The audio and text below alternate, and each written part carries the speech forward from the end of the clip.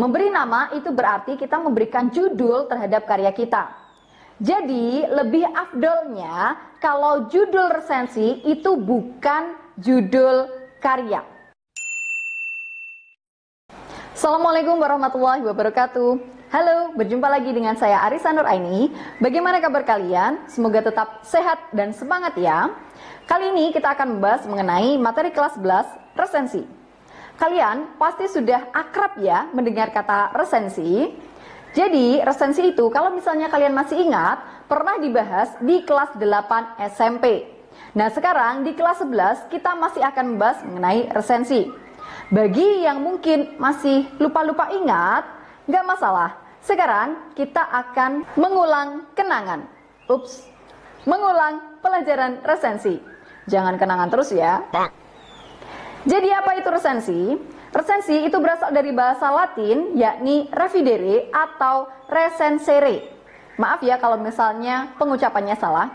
Yang artinya adalah melihat kembali, menimbang atau menilai. Jadi resensi adalah tulisan yang berisi tentang pertimbangan dari buku atau sebuah wawasan tentang baik atau kurang baiknya sebuah kualitas tulisan. Jadi untuk lebih enaknya, kalau misalnya kita mengingat resensi, oh itu berarti kita mengulas, memberikan penilaian kita terhadap sebuah karya. Kalau misalnya resensi zaman dulu itu biasanya meresensi buku atau menilai buku, ternyata dengan perkembangan zaman, resensi itu bisa meresensi karya lain. Contohnya adalah pementasan drama, film, album, maupun lagu. Jadi kalau misalnya selama ini kalian pandai untuk menilai penampilan seseorang, maka sekarang saatnya untuk pandai menilai sebuah karya. Jadi apa sih sebenarnya tujuan untuk menulis resensi? Yang pertama adalah membantu pembaca untuk mengetahui gambaran atau penilaian umum dari buku atau karya secara ringkas. Jadi dari resensi kita bisa mengetahui gambaran sedikit tentang isi bukunya ini seperti apa sih sebenarnya. Nah, atau karya ini tuh sebenarnya menceritakan tentang apa sih? Itu adalah tujuan yang pertama. Tujuan yang kedua adalah mengetahui alasan dan latar belakang mengapa buku tersebut diterbitkan. Kalau misalnya itu buku ya, kalau misalnya sebuah film, mengapa film itu diluncurkan. Lanjut, tujuan yang ketiga adalah menguji kualitas buku dengan membandingkan karya tersebut dengan karya yang lain. Bisa karya dengan penulis yang sama atau pencipta yang sama, atau mungkin karya dari penulis yang berbeda. Jadi misalnya kita membuat resensi, kita bisa membandingkan resensi karya tersebut dengan karya yang lain. Contohnya, sama-sama novelnya Andrea Hirata, ada novel Ayah dan novel Laskar Pelangi. Kira-kira isinya tuh seperti apa sih? Kita bisa membandingkan di dalam resensi. Tujuan yang keempat atau yang terakhir adalah memberi masukan kepada penulis berupa kritik maupun saran agar tentu saja kedepannya karya-karya itu bisa menjadi lebih baik lagi. Nah, kritik dan saran ini meliputi cara penulisan, isi cerita, ataupun substansi yang lain. Sebelum melanjutkan, coba ya disimak contoh dari resensi berikut ini. Perhatikan ya, perhatikan dengan sesama, kira-kira di dalam resensi tersebut ada apa saja. Sudah? Kalau sudah, kita akan membahas sistematika dari resensi. Apa saja sih bagian-bagian dari resensi? Bagian pertama adalah judul resensi. Ingat ya, judul resensi, bukan judul karya yang sedang diresensi. Berbeda ya. Jadi, ketika kita membuat resensi, sebenarnya kita sedang membuat karya baru loh. Meskipun pembuatannya itu dari menilai karya orang lain. Itu tidak masalah. Jadi ketika kita membuat sebuah karya baru, ada baiknya kita memberi nama karya kita. Memberi nama itu berarti kita memberikan judul terhadap karya kita. Jadi lebih afdolnya kalau judul resensi itu bukan judul karya. Contohnya ketika kita meresensi novel Ayah karya Andrea Hirata, maka judul resensinya adalah Narasi Kehidupan Manusia Belitung. Nah, berbeda kan? Ketika membuat judul, pastikan membuat judul yang menarik ya. Sebelum kita lanjutkan, jangan lupa untuk subscribe, like, dan komen. Karena dukungan kalian adalah semangat saya. Terima kasih. Kemudian sistematika yang kedua adalah identitas karya atau identitas buku. Jadi ketika kita meresensi sebuah buku, apa saja sih identitas yang harus kita cantumkan? Yang pertama otomatis adalah nama bukunya. Yang kedua adalah penulisnya. Yang ketiga penerbit, tahun terbit, jumlah halaman, dan kalau misalnya kalian mengetahui berapa harga buku tersebut, bisa dicantumkan.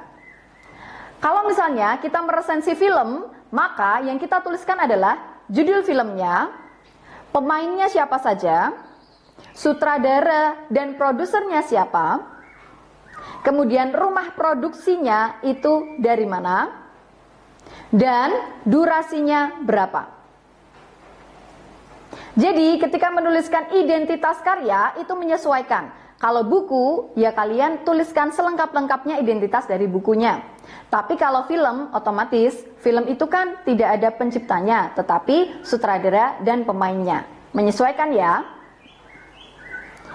Sistematika yang ketiga adalah pendahuluan. Jadi kita sudah mulai masuk ke dalam paragraf pertama dari resensi. Biasanya paragraf pertama resensi itu tidak langsung membahas tentang resensi dari buku tersebut tuh isinya apa, kelebihan dan kekurangannya apa, bukan. Tapi kita akan menuliskan bisa latar belakang penulisnya atau latar belakang penulisan karya tersebut, itu bisa kita jabarkan dahulu. Intinya pendahuluan itu seperti kita memberikan makanan pembuka sebelum kita masuk ke dalam makanan inti. Silahkan disimak contoh pendahuluan berikut ini.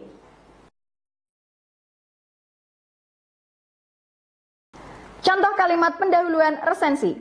Setelah lama vakum dan membuat banyak penggemarnya penasaran, Andrea Hirata kembali menggegerkan dunia perbukuan dengan novel Ayah yang kabarnya sudah naik cetakan kedua 9 jam pasca diluncurkan. Sang Laskar Pelangi kembali membuat fenomena baru dengan novel ke-9-nya ini.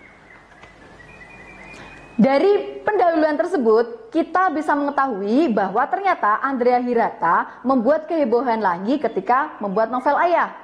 Baru 9 jam sudah mulai dicetak yang kedua atau masuk ke dalam cetakan yang kedua.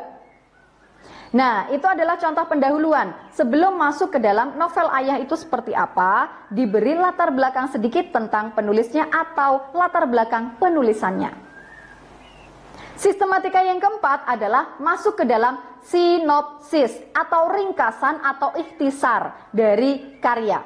Jadi di dalam sinopsis kita menjabarkan sedikit dari cerita di dalam buku tersebut itu seperti apa sih? Atau cerita di dalam film itu seperti apa? Nah, kita bisa memberikan sedikit sinopsis di dalam resensi. Sistematika yang kelima adalah inti dari resensi. Inti dari resensi tentu saja isinya adalah tentang penilaian, kelebihan, dan kekurangan sebuah karya tersebut. Di dalam inti resensi ini kita menjabarkan penilaian kita terhadap karya tersebut. Kemudian sistematika yang terakhir adalah penutup. Di dalam penutup kita memberikan tanggapan atau masukan atau kira-kira manfaatnya itu ketika kita membaca itu seperti apa. Atau karya tersebut kira-kira membawa manfaat yang seperti apa. Selanjutnya adalah kaidah kebahasaan dari resensi. Di dalam resensi bahasa yang digunakan itu seperti apa ya? Kaidah kebahasaan resensi yang pertama adalah menggunakan konjungsi. Tahu ya konjungsi itu apa? Diingat-ingat, konjungsi adalah kata penghubung. Nah, macam-macam konjungsi itu ada banyak sekali. Tetapi yang sering dipakai di dalam resensi itu ada 3, yakni konjungsi penerang, konjungsi temporal, dan konjungsi sebab akibat. Konjungsi penerang adalah menjelaskan atau menerangkan tentang suatu hal. Contohnya adalah yakni, yaitu, bahwa, merupakan, dan lain-lain.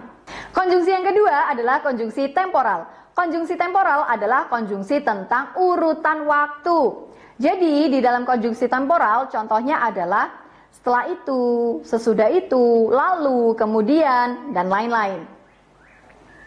Konjungsi yang ketiga adalah konjungsi penyebab, berisi tentang sebab akibat terjadinya sesuatu. Maka contohnya adalah karena, sebab, akibatnya, dan lain-lain.